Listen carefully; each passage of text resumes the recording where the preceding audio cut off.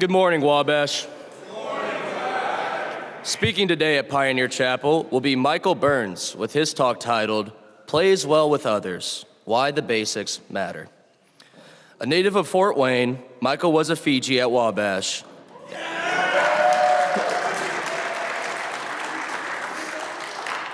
And a member of the Wabash tennis team. During his junior year, Michael studied abroad in Australia, spending a semester at the University of Queensland. After graduating from Wabash in 1998 with a biology major and a history minor, he got his law degree at the Indiana University Robert H. McKinney School of Law in 2001. Michael is CSX's Senior Vice President, Chief Legal Officer, and Corporate Secretary.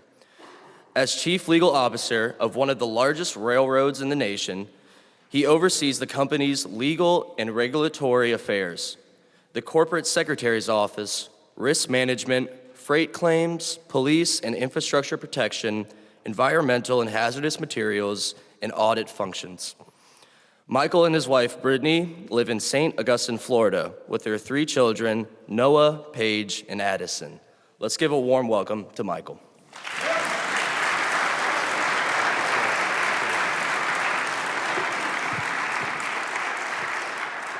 Good morning, Wabash.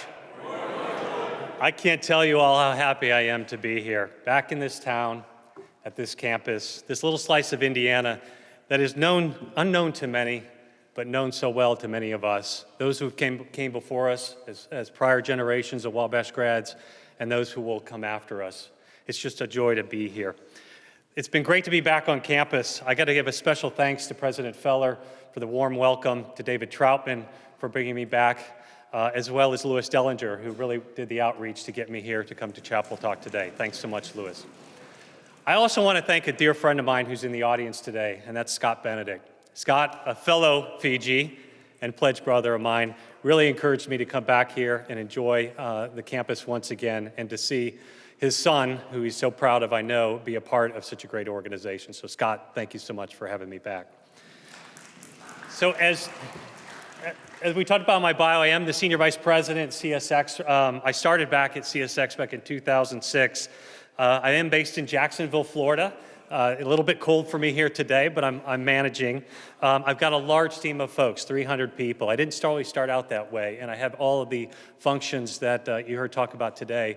Legal by background, of course, but my days are spent a lot more than just dealing with legal matters. I have strategy, managing my team, working on business growth for the organization, and of course, managing risk for the company. While we're based in Jacksonville, CSX has employees all across this eastern United States, 23,000. We have 2,400 miles of track here in Indiana and 1,000 employees based here in Indiana as well. While most of our employees are based across the network, a lot of them are spending most of their time running trains. You've probably seen a few of them coming through downtown Jacksonville every once in a while. And in fact, we have the tracks here behind the stadium as well. You know, before coming to campus today, I spent a lot of time thinking about what do I want to talk about. And I tried to put myself in your shoes, put me back to 1994 when I first came on this campus. And I thought I needed some advice. What did I want to learn? What did I need to hear? I was so afraid of things in the future. I didn't know what I wanted to do. I didn't know where I wanted to go. And so what advice could I take that was simple? It may not be easy, but simple.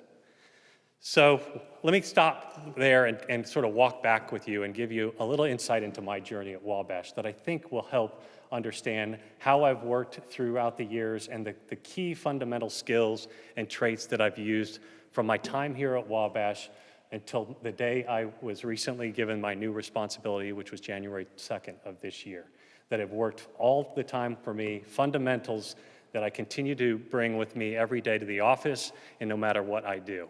And I want to talk about those today with you, and I'm hoping by the end of it, you'll find that they are traits and skills and behaviors that you can use for the rest of your life. So when I came to Wabash in 1994, I had what I thought was a plan that was set in stone. I was determined to study biology. I was going to be a doctor. I had a plan that wasn't going to change. At least for my first year, that plan was working out pretty well. And then things changed. I was a biology major. I knew I wanted to go to medical school. I knew that's what I was going to do. And then came genetics. And then came organic chemistry. And my dear friend Scott said in his chapel talk back in September, he said, remember, Mike wasn't that great of a test taker, and he was right. I really wasn't that good. And I kept getting worse and worse as the years would go by. My scores were not that great, and it was getting harder and harder for me. In my defense, I did say this to Scott later on, I could clean a bathroom like nobody else. I could repair drywall after a successful party at the Fiji house on a Friday or Saturday night better than anybody else. But biology was not my strength. So halfway through my junior year, what did I do? I did what any respectable Wabash Fiji would do. I left the country. I had to get out of town.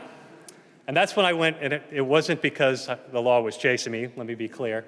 I went overseas, decided to study overseas, which, by the way, if you haven't done that, I highly encourage you to do it.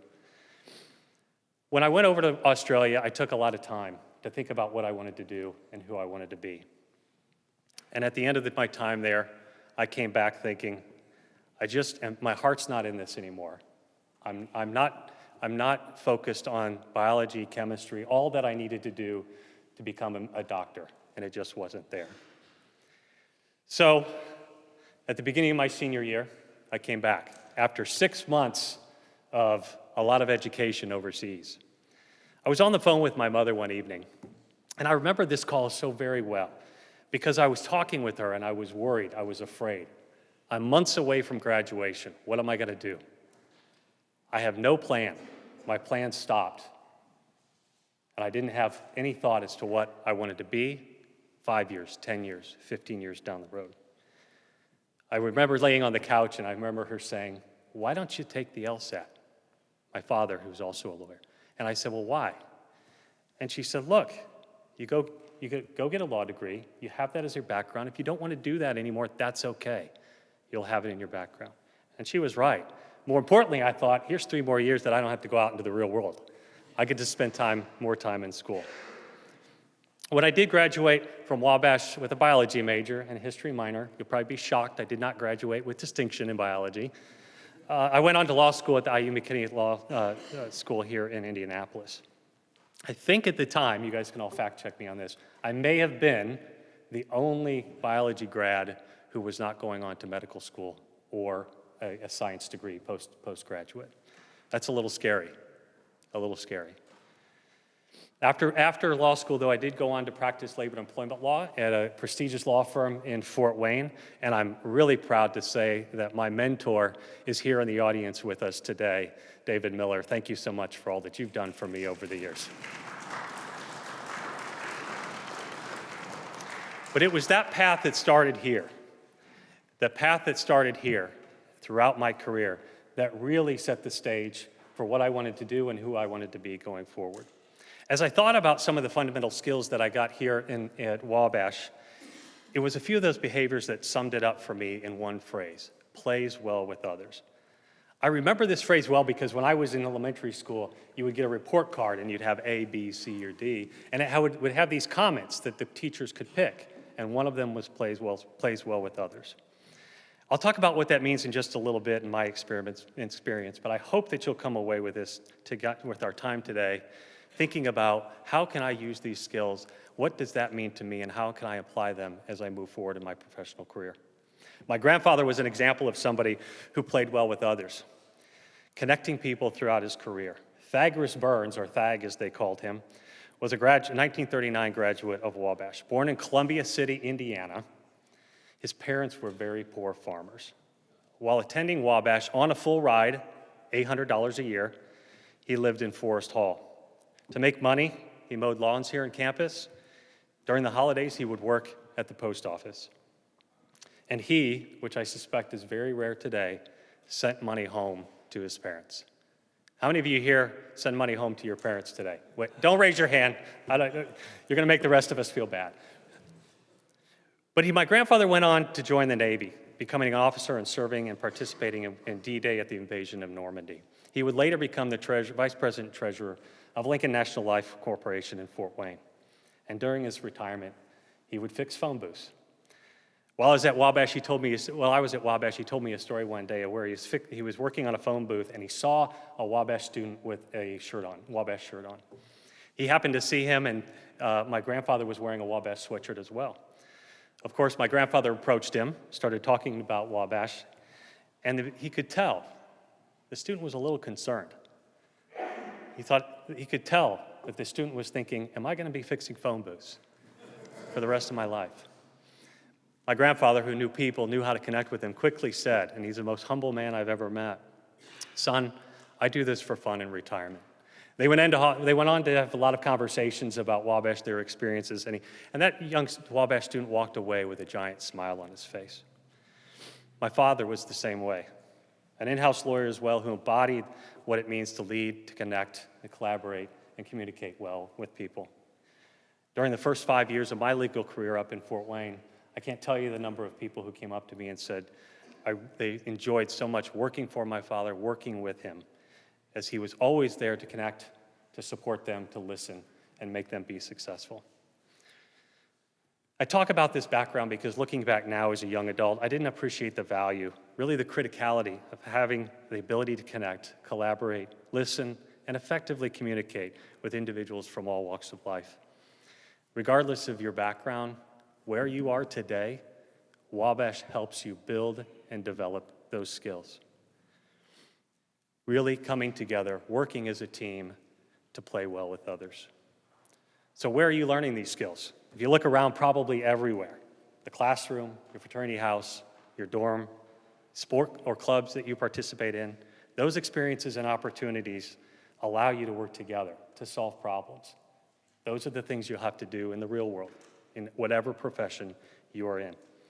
During my time here on campus, Fiji House, I think it was at one time we had 72 brothers and pledges in the house, living under one roof, 72 different personalities. That is hard, really hard when you're 18 years old. I remember long nights of building homecoming floats, guarding the bell, cleaning the house. I remember feeling frustrated. Why can't we just get this done? Let's all work together. It's not that hard. But you know it. I know you felt it. It's hard to do sometimes. I look back at those times, those experiences, and say, that was the test. Those were the times where we had to work together, and those were times where we had to build our skills to connect and collaborate. I was fortunate enough to have role models as parents growing up, and my grandfather was certainly helpful. But I look at the background here that really helped me to get where I am today. I've had the opportunity to work with a lot of people over my time, both inside and outside of CSX and the other organizations I've been a part of. I've been fortunate to work with a lot of talented people, but I didn't always get along. I wasn't always able to connect, collaborate. I tried my best in some situations, but it just didn't work, and that's okay. Those times are going to happen, and as long as you can look back and say to yourself, I tried my best, I was who I was, and I stayed true to myself, you can say that you were successful. So you might be asking, what does that mean for me? Mike, what specifically can I do to help better connect, collaborate, and just generally play well better with others as a member of a team, to be a leader, to progress on my career path? You're going to receive a lot of advice, I'm sure you already have already, both now and in the future along whatever career you take. There's so many different leadership styles that you can approach. Not one size fits all. And over time, you're going to have to figure out what works best for you, using your strengths and understanding your weaknesses. You'll learn from leaders who work for you, who work with you, and have traits that you'll look at and say, that works for me, and you'll be with others who say, that's not me, and that's okay. But I will tell you here, there are a few skills that I've learned over the years and behaviors and watched other leaders exhibit that stand the test of time. At least for me, they are the foundation for everything that has helped me get to where I am today. You say, Mike, what are those? They're the basics. You have to listen to people, actively listening to people. It's one of the top on my list. The ability to give your full attention and engagement to when someone else is speaking with you, when you're engaged in a conversation. That means truly focusing on them, eye contact throughout, not interrupting, and just generally being sincere. It might sound simple, but it can be hard. We have a tendency to think about, when we're speaking with others, think about what we're going to say next. I'm thinking about, how am I going to respond to this? It takes practice, but it goes a long way as you build relationships throughout your career. Along those lines, effectively communicating with whoever it is you're speaking with. Of course, for many of us, that just means being clear, concise in our conversations. But effective communication is also knowing when to stop talking. Early in my career as a young lawyer, you're eager to prove what you know, right? And you just want people to know, I have this, I've got this, I know this part of the law. And I would often talk longer than I needed to. And it was then that later on that I realized that it's okay to stop. You don't always have to fill that space. You don't always have to prove yourself just by saying what you know. And remember, when effective communication is not just what you say, but it's what you don't say. It's the nonverbal communication that's such important as well. What am I saying if I'm sitting with you, crossing my arms, closing my eyes? Probably that I'm not listening. And it's really important as part of your engagement with others, your collaboration, your connection with people, that you're aware of those. But again, they take practice. And finally, one that I talk about is just be there to help. This one is especially important to my career, to me personally, and as I talk with many young individuals and young lawyers and work with them, this is probably one of the most important. As a young lawyer, I often felt it was my job to know the answer, to solve problems right away. And if I didn't know the answer, it was a failure. It was a failure on my part. I was letting my client down, my colleague, a team member. Over time, I've certainly gained more experience and confidence with my expertise in different areas. But there are still many times when I just don't know. I don't know the answer. And when others are asked those questions that they don't know, maybe they say, I'm sorry, I don't know. Or maybe that's not really my problem. But long ago, as I've had to work with teams across different organizations, across different functions, and I was learning to build relationships with those individuals, I used one single phrase many a times. I don't know, but I'm going to help you figure it out. And that help may just be putting them in contact with somebody that can help them more than you. But you're connecting with that individual. You're helping them. You're communicating. You're there. It's the human element a part of this. They're not going to have to go it alone because you're there to help them. Look, I'm 27 years out from graduating Wabash. Some of you might be saying, Mike, I get it. We know this already. And if that's the case, fantastic. You are way ahead. But if anything, my goal here today is to tell you that these fundamentals, these interpersonal skills, stand the test of time. And they'll continue on beyond all of us. Because these are the types of things that I see in professionals today that make them stand out. Not the grades, not how smart you may be in a particular subject. It's these skills that stand out and help you to become a leader, no matter what profession you're in. I've worked and interviewed a lot of people over my 24-year professional career. How you perform in the interview, how you work with a team, how you interact with clients, teammates, colleagues is what makes the difference, especially if you aspire to lead. With the pace of change around increasing so fast, it's these fundamentals that matter. Practice them, use them. It won't be easy, but it will be worth it.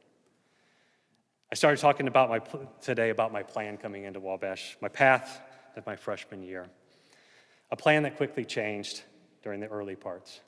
You'll find as you get older, you look back in your life and you'll say, where are those key decisions that I made that really brought me to where I am today? I look back at some of those, I look back and I have 4. I'm not going to go through all 4 of them with you, but there are 4 that brought me to where I am today and that are important. For the record, one of those is the decision to ask my wife to marry her. So for recording this, let's put that on there and make sure that she sees it. But the first decision, looking back in my 40-some years of being on this earth, the first decision was the decision to come and step foot on this campus in 1994. This is where it started for me. I'm so proud to be a part of this Wabash community. I'm proud to be here with you today, the next generation of Wabash students that have so much to contribute to this world and beyond. If there's one message I want you to take today, it's this. You are off to a fantastic start. an incredible start ahead of most. Use your time here in this great community to build on those skills that we've talked about today. But this place teaches you exactly what you need to thrive in whatever profession you decide to go in. I didn't know where I wanted to go. I was scared my senior year, and it's worked by having this foundation here at Wabash to build me up throughout my many years in my career. Take what you've learned here, take every opportunity and build on them.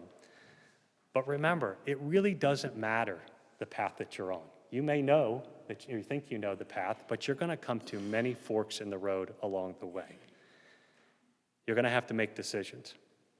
But there's one thing for certain. Regardless of the path that you're on, you will need to be able to play well with others. Thank you so much for allowing me to be here with you today. I'm so excited for each of you. It's great to see all of you and be a part of this organization once again. I really, truly have enjoyed my time here, and I cannot wait to hear about the many successes that each of you have in the years to come. Thank you so much for letting me be here today.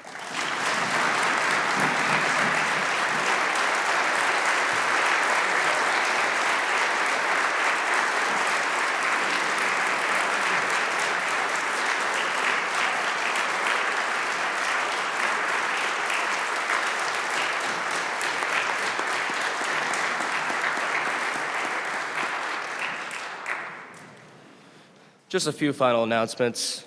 This weekend, wrestling hosts the 2025 NCAA Division III Regional Tournament in Nolan Fieldhouse.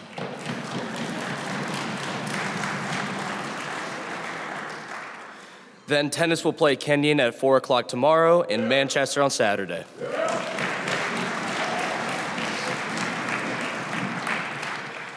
Now, will you all please rise and join me in singing Old Wabash?